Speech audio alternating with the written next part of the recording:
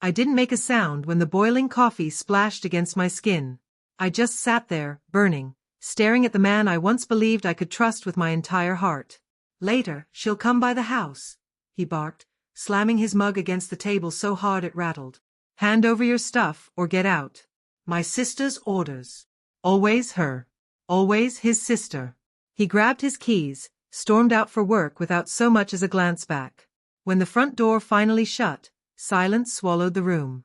That's when I calmly wiped the coffee off my cheek, stood up, and let out the breath I'd been holding. He thought he'd crushed me. He didn't realize I had been preparing for this very day. I met him 7 years ago, of all places, in a tiny bookstore. We both reached for the same novel. He gave me a boyish smile and asked if I wanted to take it first. He came across as gentle, attentive, the kind of man who notices the little things, who makes you feel seen. I mistook that attention for love. Back then, he never raised his voice. He never made demands. He only whispered promises, forever, safety, partnership. I believed every word. The shift came slowly. At first, he let his sister borrow my belongings without asking. A necklace disappeared and never returned. A favorite jacket went missing from my closet. When I brought it up, he just laughed. It's family, he said. But her visits became constant. Her stare turned hungrier, her requests sharper. Then one day, I saw my credit card bill littered with purchases I hadn't made. That's when I knew he wasn't just allowing it. He was willingly handing pieces of my life over to her. That morning scene at breakfast, the coffee, the shouting, wasn't a surprise.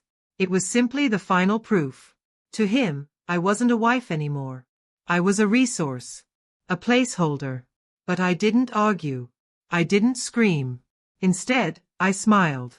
I played my role. And quietly, I started building my escape. I began small, tiny withdrawals from our joint account, moving money into an account only I controlled. I scanned and sent every vital document to my lawyer, our marriage certificate, property deeds, bank statements. Week after week, I packed small boxes of my personal belongings and stored them in a friend's attic. He never noticed. He never asked.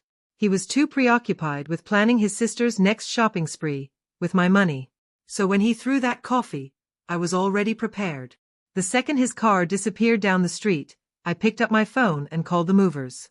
Within 2 hours, every single item I had purchased, every plate, chair, and scrap of furniture I had invested in, was gone. I left behind only the cheap, mismatched junk he'd brought into the marriage. Then I called my lawyer. By evening, the locks were changed. The house title no longer carried his name. Every account he had access to was frozen. I didn't stick around to see his reaction, but I pictured it perfectly. The shock on his face when he walked in with his sister, ready to pick my life clean, only to find empty walls. And standing in my place? A stranger in a suit.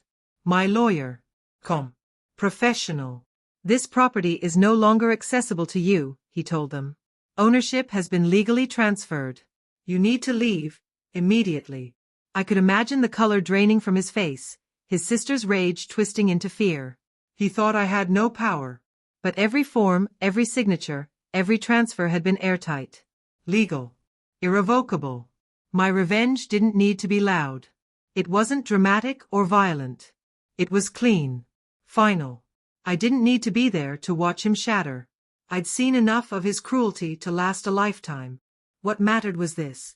He came home expecting me to be waiting, broken, ready to hand over everything to his sister. Instead, he found himself stripped of the very ground he stood on. And I? I was long gone. My new apartment smelled like fresh paint and freedom. My skin still ached where the coffee burned, but underneath the sting, something far stronger was growing. I wasn't a victim. I was the one who ended the game. Sometimes, I think back to that bookstore where it all began. How different life might have been if I just let go of that book and walked away.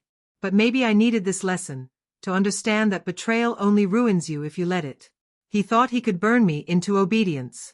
Instead, he lit the fire that freed me. And that's how my marriage ended. Not with pleading. Not with compromise. But with quiet planning, an unshakable strategy, and a locked door he no longer had the key to. If you like this story, don't forget to like the video, subscribe to the channel, and share it with someone who needs to hear it.